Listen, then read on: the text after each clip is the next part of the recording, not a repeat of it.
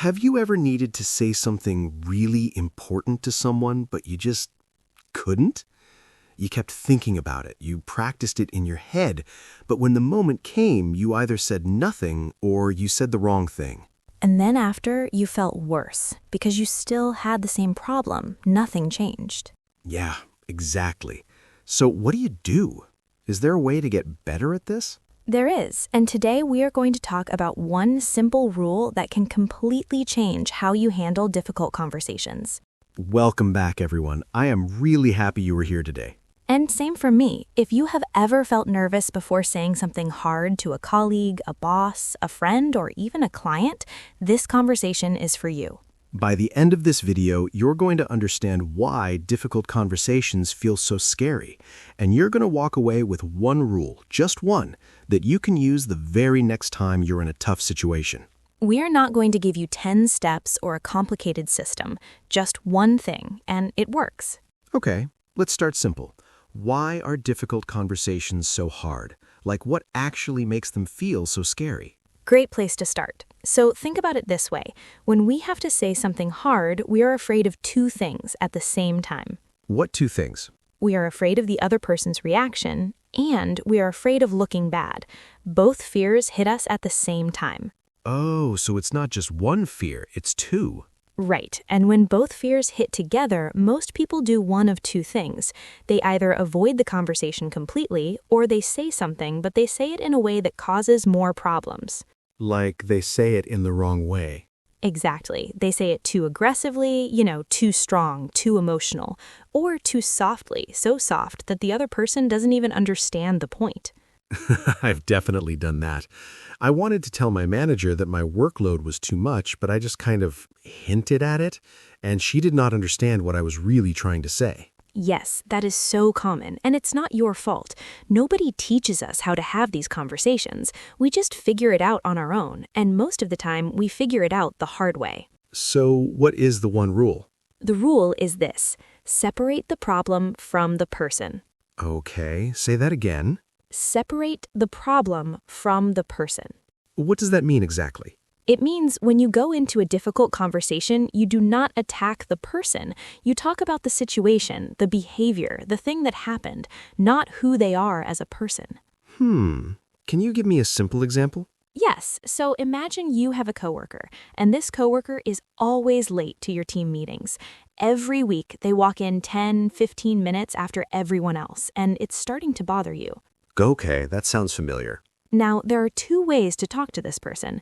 The first way is the common way. You say something like, "You are always late. You do not respect other people's time. You make us all wait." Yeah, I've heard conversations like that. And what happens when you say it that way? The other person gets defensive, they feel attacked, they probably say, "That's not true," and now you have an argument. Exactly. Nothing gets solved. The relationship gets worse, and you both leave the conversation feeling bad. So what's the second way? The second way is to separate the problem from the person. You say something like, "Hey, I noticed in our last few meetings you usually arrive a bit late. I wanted to check in because it's been affecting how we start the session." Wow, that sounds really different. It's the same problem, but you're talking about the situation, not attacking the person. You're not saying they're a bad person, you're just pointing to what happened. Exactly. And when people don't feel personally attacked, they can actually hear what you're saying. They become more open. They might even explain something you didn't know, like maybe they have another meeting right before that always runs late. Oh, so sometimes there's a reason you didn't know about. Almost always. That's the thing. When we feel attacked, we defend ourselves. But when we feel respected, we explain ourselves. That's a really good way to say it. And that's the whole rule. You're not there to win. You're not there to prove you're right. You're there to solve the problem. And to do that, you need the other person to stay calm and open. Okay, I want to ask something that I think a lot of people are thinking right now. What if the person really is the problem? Like, what if they're genuinely being difficult or unfair? Good question, and I understand why people think that. But here's the truth. Even if someone is being difficult, attacking their character won't fix it. It will make it worse. So the rule still applies. Always, because the goal isn't to punish them, the goal is to change what's happening, and you can only change a situation when the other person feels safe enough to listen. That actually makes a lot of sense. Let me tell you about someone. There's a young woman, let's call her Nadia. She just started her first job working at a small company. Her team leader, let's call him James, had a habit of giving feedback in front of everyone. In team meetings, he would point out her mistakes in front of all her colleagues. Oh, that sounds really uncomfortable. It was. Every week, Nadia dreaded those meetings. She started to feel small. She started to doubt herself, and she was close to quitting. Did she say anything to him? At first, no, she was afraid. She thought, he's my team leader. If I say something, maybe he'll think I'm too sensitive. Maybe it will make things worse. That's exactly what most people think. But one day, a colleague gave her a simple idea, the same idea we're talking about today: separate the problem from the person. So she tried it? She did. She went to James after a meeting, privately, just the two of them, and she said, James, I really want to do well here, and I appreciate your feedback. I find it easier to learn from feedback when it's shared with me one-on-one rather than in the group.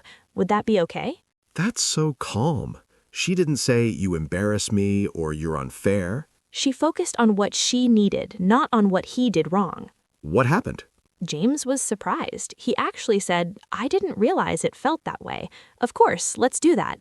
He had no idea how it was affecting her. He thought he was helping the whole team learn together. He wasn't even doing it with bad intentions. Often that's the case. People aren't always trying to hurt us. They just don't know. And Nadia? And she stayed. She grew in that job, and James actually started giving better feedback to the whole team because of that one quiet, respectful conversation. One conversation changed a lot. One conversation done the right way can change everything. Okay, so let's talk practical. For someone watching this right now, someone who has a difficult conversation coming up, what can they actually do? All right, 5 simple things. Easy to remember, easy to use. Let's go. First, before the conversation, ask yourself one question. What is the actual problem I want to solve? Not who is wrong, not who should apologize. What needs to change? So start with clarity. Yes, know what you want before you open your mouth. Second? Choose the right time, not when you are angry, not in front of other people, not when the other person is rushed or stressed. Find a calm, private moment. Timing really matters. More than people think. The same words can land very differently depending on when you say them. Okay, third? Start with something real and honest, not fake compliments. Something like, I wanted to talk to you about something because I think it can help us work better together. That kind of opening tells the other person this is not an attack. This is a conversation. So you're setting a safe tone from the start. Exactly. Fourth, and this is the most important one, talk about what happened, not what kind of person they are. The rule: separate the problem from the person. Always. Say, when this happened, I felt this way. Not, you always do this, or you never care. Describe the situation. Use the word I more than the word you. That is a small change, but it feels very different. It is everything. And fifth, be ready to listen. The conversation is not just you talking. After you say your part, give them space to respond. They might have information you do not have. Stay curious, not combative. Combative means looking for a fight. So stay open, not defensive. Yes, you might be surprised by what you hear. Okay, so let's bring it all together. What do you want people to remember from today? The first thing, difficult conversations feel scary because we are afraid of the reaction and afraid of looking bad at the same time. That is normal. Every person feels that. You are not weak because it feels hard. Not at all. The second thing, the one rule, is this: separate the problem from the person. Do not attack who they are. Talk about what happened. That one shift changes everything about how the conversation goes. Third, when people feel respected, they listen. When they feel attacked, they defend. So if you want to actually solve something, you have to make the other person feel safe enough to hear you. And the fourth thing? The The fourth thing is that one good conversation done with calm and respect can change a situation completely. You do not need to be perfect. You just need to be honest and kind at the same time. Honest and kind. That is a really good way to end on. And I want to say this to anyone watching. If you have been putting off a difficult conversation because you're scared, that's okay. Most people do. But the longer you wait, the bigger it feels in your head. It almost never is as bad as how it feels inside before you have it. Rarely. And the relief you feel after, when you have said something difficult and handled it well, that feeling is worth it. All right, before we go, if there is one thing you can do today, just one small thing, what would it be? Think of one conversation you've been avoiding, just one, and ask yourself, what is the real problem I want to solve? Not who is wrong, just what needs to change. Start there. You don't have to have the conversation today. Just get clear on what you actually want from it. That's already progress. That is already progress. If this conversation helped you in any way, we would love to know. Drop a comment below. Tell us about a difficult conversation you're dealing with, or one that you handled well. We read them. And if you want to keep learning things like this, things that actually help you grow in your career and your life in simple and real ways, stick around. We have more conversations coming. Take care of yourself. And remember, you don't have to be fearless to have a difficult conversation. You just have to be willing. See you in the next one.